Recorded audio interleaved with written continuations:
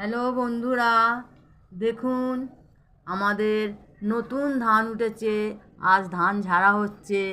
তার থেকে কিছুটা শীষ বার করে নিয়ে আমি ধানের একটি ছড়া তৈরি করছি।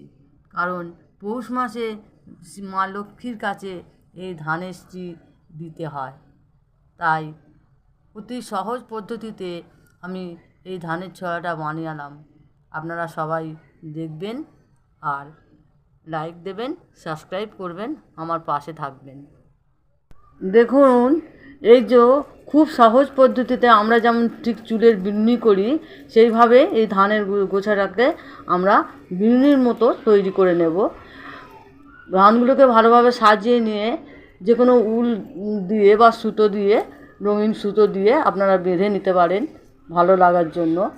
এবারে ঠিক যেমন আমরা চুলের বিন্নি করি এইভাবে 3টে ভাগ করে নেব, নিয়ে আমরা বিন্নি করতে থাকব।